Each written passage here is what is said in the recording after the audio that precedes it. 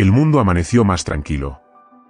En todas las regiones del planeta, los titulares comenzaron a multiplicarse en tonos sobrios. El Papa Francisco había muerto. La noticia se difundió rápidamente. Los palacios episcopales hicieron sonar las campanas. Se llenaron plazas e iglesias.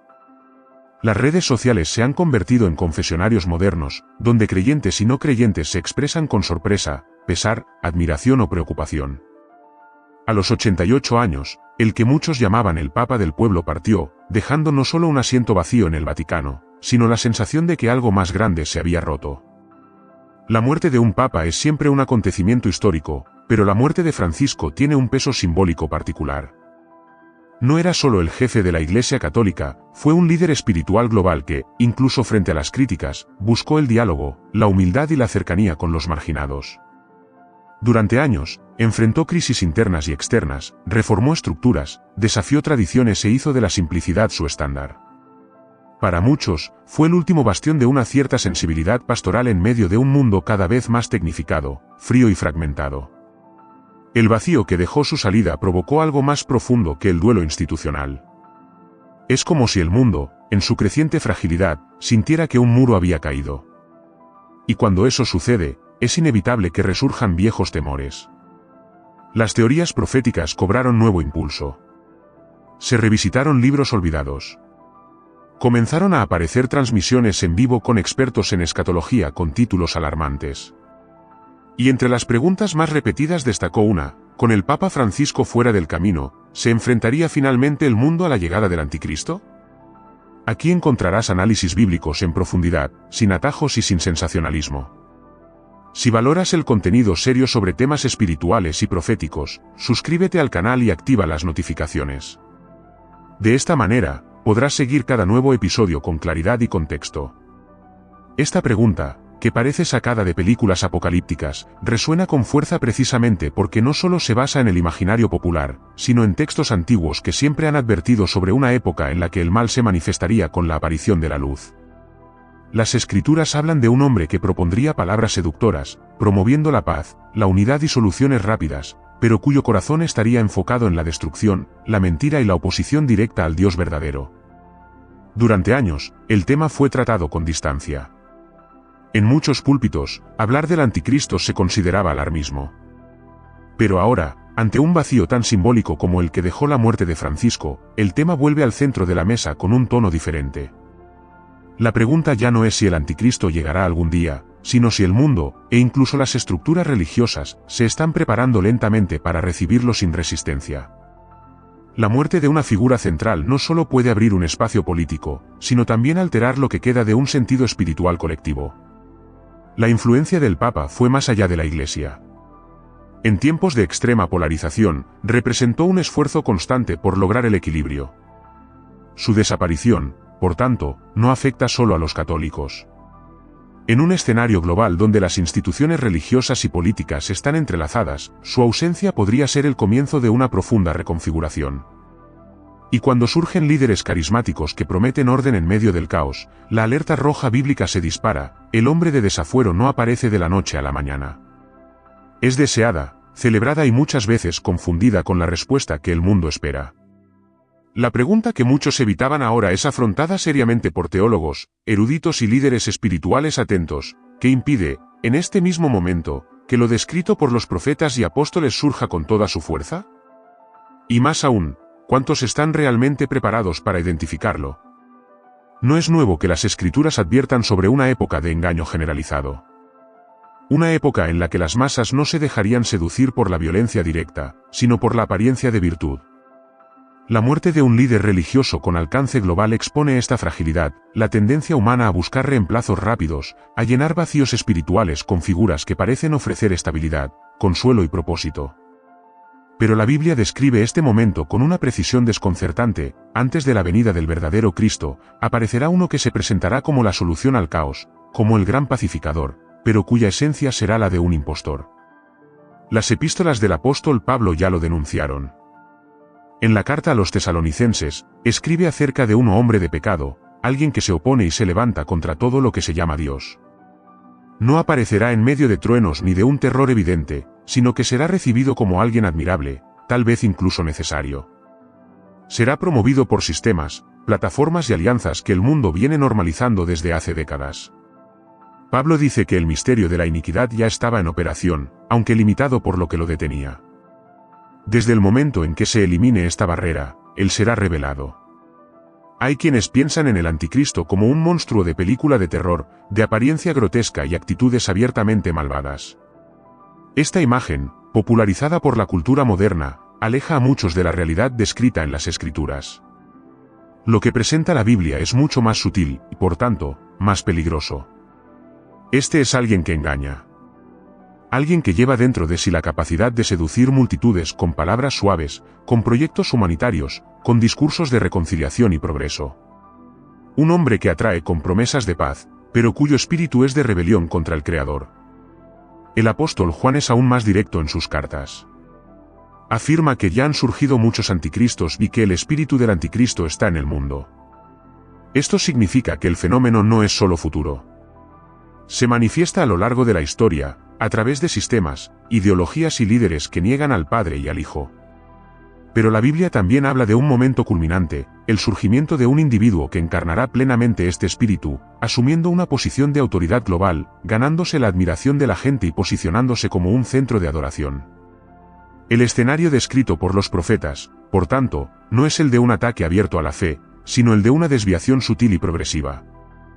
Aquí es donde la muerte de auténticos líderes espirituales se convierte en un riesgo estratégico. No solo por la ausencia que dejan, sino por la falta que suscitan. Donde hay ausencia de verdad, cualquier discurso bien articulado puede ocupar el espacio. Donde no hay discernimiento, hay vulnerabilidad. Y donde hay necesidad de dirección, hay apertura para cualquier voz que se levante con suficiente confianza. Esta figura descrita en las Escrituras no será, a primera vista, identificada como un enemigo de Dios. En cambio, probablemente usará el nombre de Dios en sus discursos. Tendrá la apariencia de piedad. Tal vez incluso promueva reuniones interreligiosas, hable sobre la unidad espiritual y cite pasajes bíblicos con naturalidad. Pero será una distorsión. La esencia se corromperá, incluso si el barniz es atractivo. El engaño será tan eficaz que, de ser posible, engañaría incluso a los elegidos, como advirtió Jesús. Precisamente por eso las advertencias bíblicas son tan enfáticas. No para generar pánico u obsesión, sino para despertar una vigilancia que vaya más allá de lo visible. El anticristo no será solo un político carismático o un líder mundial influyente. Será la culminación de un proceso espiritual de rechazo de la verdad y adoración del hombre. Un sistema de mentiras encarnadas en una persona. Al observar el escenario actual, en el que el mundo busca desesperadamente estabilidad, los líderes espirituales se van y las ideologías se mezclan en los discursos globalizados, es evidente cómo se está configurando el entorno para acoger a este tipo de figuras. No necesitará forzar su llegada. Será deseado. Y lo más alarmante, será celebrado como un regalo, mientras pocos notarán el abismo que se abre bajo sus pies. La construcción de un sistema que acoja al anticristo no depende solo de la fragilidad moral de la humanidad o de la ausencia de líderes espirituales sólidos. También se sustenta en estructuras religiosas que, a lo largo de los siglos, se han alejado de su propósito original. Pocos entornos tienen tanto peso simbólico e histórico como el Vaticano. Situada en un territorio minúsculo, pero con una influencia que traspasa fronteras, el centro de la Iglesia Católica siempre ha llamado la atención no solo por su doctrina, sino por su poder. En el libro del Apocalipsis hay una figura emblemática, la mujer vestida de púrpura y escarlata, adornada con oro, piedras preciosas y perlas, que está sentada sobre una bestia y sostiene en su mano una copa de abominaciones. Esta imagen, a lo largo de la historia, ha sido interpretada de diferentes maneras. Algunos estudiosos lo relacionan con la Roma imperial. Otros, con un sistema religioso corrupto. El color púrpura, los adornos dorados y la copa dorada en la mano llaman la atención por su similitud con elementos del ceremonialismo litúrgico de ciertas tradiciones. Es importante señalar que el texto bíblico no nombra directamente instituciones o personas específicas. Pero su simbolismo parece indicar que habrá un sistema religioso con apariencia de santidad, pero cuya esencia será el engaño. Un sistema que se prostituyó con los reyes de la tierra, que se convirtió en un instrumento de manipulación más que de redención. La crítica no es contra la fe genuina, sino contra la religión institucionalizada que se ha alejado de la verdad para convertirse en una herramienta de poder y control. La historia de la Iglesia muestra que este riesgo no es nuevo. En muchos momentos hubo dudosas alianzas políticas, silenciamientos de voces proféticas y persecución en nombre de una supuesta ortodoxia. Y cuando las estructuras sagradas se preocupan más por la influencia que por la integridad, abren espacio para distorsiones que alimentan el espíritu del anticristo. El peligro no está solo fuera de las instituciones. Es en el interior, cuando la apariencia reemplaza a la esencia, y la reverencia al nombre de Dios se cambia por estrategias de autoconservación. La fascinación mundial por los símbolos, reliquias, apariciones y dogmas religiosos también prepara el escenario para un tipo de fe que valora el espectáculo pero desprecia el arrepentimiento. El foco pasa de la cruz al trono, de la humildad al prestigio, de la verdad a la tradición. Cuando esto sucede, lo que debería ser un lugar de encuentro con lo sagrado se convierte en un escenario de manipulación de las masas. Y es precisamente en este ambiente donde el anticristo encontrará espacio. No necesitará destruir la religión. Bastará con sentarse donde ya se ha vaciado de significado. La ciudad de Roma fue una vez un centro de persecución de cristianos. Posteriormente, se convirtió en un símbolo del cristianismo occidental. A lo largo de los siglos acumuló poder, arte, influencia y también controversias. El peso del Vaticano en la política internacional es evidente. Sus declaraciones influyen en las decisiones de presidentes, organizaciones multilaterales y millones de creyentes en todo el mundo. Un pronunciamiento papal puede cambiar el curso de un debate social, una elección o una agenda global. Por tanto, cuando un papa muere, la sucesión no es solo espiritual. También es estratégico. El reemplazo de Francisco se vuelve aún más crítico porque representó una cara más moderada, dialógica y al mismo tiempo desafiante de ciertas estructuras internas. Su ausencia abre la posibilidad de un retorno a formas más rígidas de gobierno religioso. Por otro lado, el surgimiento de figuras ambiguas, dispuestas a adaptar los discursos bíblicos al lenguaje del mundo moderno. Cualquiera de estas posibilidades puede ser explorada por quienes saben que el poder de la religión, cuando se corrompe, es uno de los instrumentos más eficaces de control a gran escala. Lo que denuncia el Apocalipsis no es solo una iglesia falsa. Es un sistema que utiliza la apariencia de lo sagrado para ocultar una corrupción espiritual más profunda. Y este sistema no aparece de repente. Se construye con el tiempo, con pequeñas concesiones, con silencios convenientes, con dogmas que reemplazan a la palabra viva. La bestia no habita en el desierto. Se basa en estructuras ya construidas, influyentes, respetadas y que, poco a poco, dejaron de discernir entre lo santo y lo profano. El poder nunca acepta el vacío. La historia muestra que cada vez que desaparece el liderazgo central, el instinto natural de las estructuras es llenar ese espacio lo más rápido posible. No solo por necesidad administrativa, sino por miedo al colapso. Y en el ámbito religioso, donde la fe y la identidad están profundamente entrelazadas, este proceso se vuelve aún más urgente y, a menudo, impulsivo. Con la muerte de Francisco, el Vaticano se encuentra ante un momento decisivo, no solo para sí mismo, sino también para la imaginación espiritual del mundo occidental. El trono de Pedro no puede permanecer vacante por mucho tiempo. Se convocará el cónclave. Obispos y cardenales de todas partes del planeta se reunirán en tensión, conscientes de que los ojos del mundo estarán puestos en ese momento. Sin embargo, más que un nuevo nombre, lo que está en juego es la dirección que este nuevo líder le dará a la institución, y cómo esto afectará las percepciones globales de fe, autoridad y verdad. Cuando la sucesión se produce en medio de una crisis, el peligro es que la elección esté impulsada más por la conveniencia que por la convicción. A lo largo de los siglos, han surgido figuras carismáticas precisamente en tiempos de incertidumbre. Y muchos de ellos llegaron no como invasores, sino como salvadores. Esta es una de las características del espíritu del anticristo, no se impone al principio por la fuerza bruta, sino que se ofrece como solución a los dilemas de una generación. En un momento en que la humanidad busca respuestas a desafíos existenciales, morales, ecológicos y espirituales, cualquier voz que se eleve con seguridad, con un atractivo universal y una promesa de conciliación será rápidamente escuchada y, tal vez, seguida. Esta búsqueda de estabilidad en tiempos de transición es fértil para la manipulación. Lo que comienza como una necesidad de liderazgo puede convertirse en una aceptación ciega. El problema no es el deseo de dirección, sino la prisa por ofrecérsela a cualquiera que se presente con apariencia de sabiduría. Cuando las multitudes están desorientadas, lo que más desean no es la verdad, sino alivio. Y el alivio que ofrece el engaño es siempre más seductor que la verdad exigente que confronta y transforma.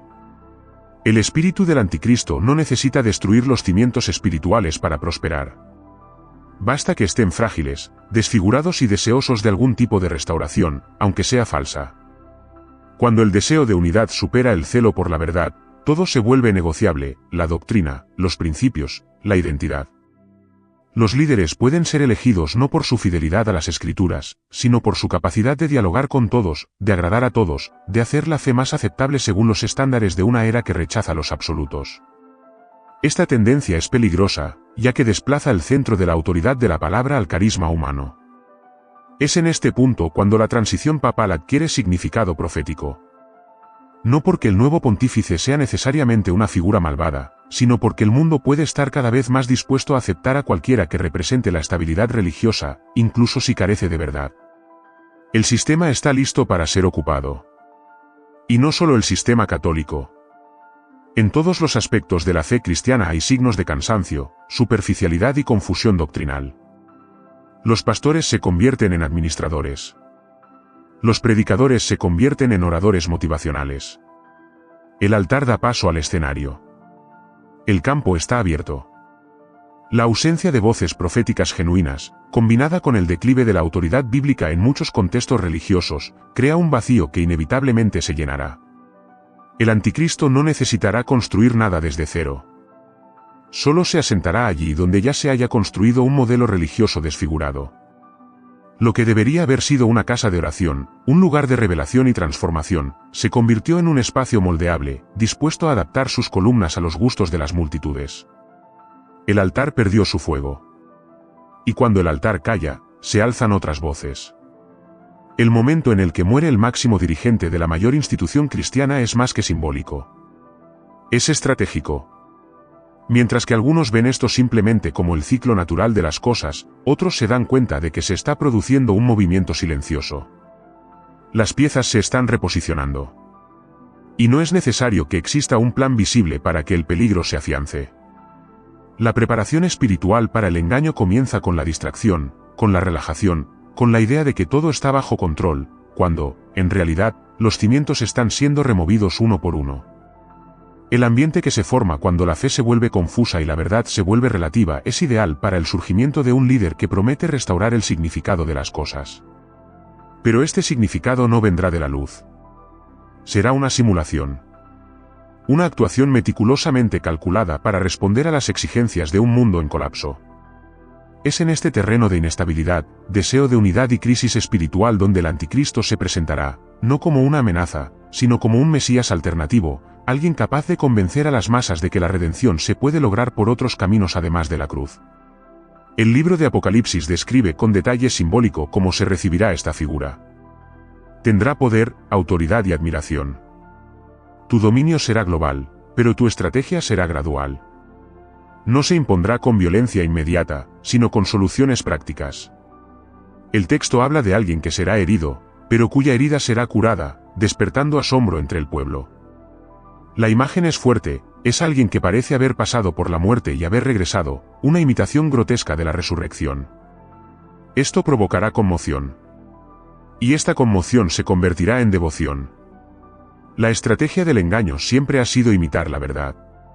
Desde los primeros relatos bíblicos, el enemigo no cree, distorsiona. Y así será con el anticristo. Imitará la apariencia de un libertador, pronunciará discursos sobre la paz, la justicia, la protección de los vulnerables y la restauración de las religiones. Al principio nada parecerá fuera de lugar. Al contrario, será celebrado por unir naciones, por disolver conflictos históricos, por promover una espiritualidad sin divisiones doctrinales. Pero todo esto tendrá un precio, la verdad será sofocada en nombre de la conciliación. No será al principio una persecución violenta, sino una sutil sustitución de valores. El nombre de Dios seguirá siendo mencionado, pero vaciado de significado. Las escrituras pueden citarse pero descontextualizarse, transformarse en apoyo a una nueva teología global, moldeada por intereses políticos, sociales y espirituales que convergen en un único centro de poder. Este centro no será identificado inmediatamente como maligno.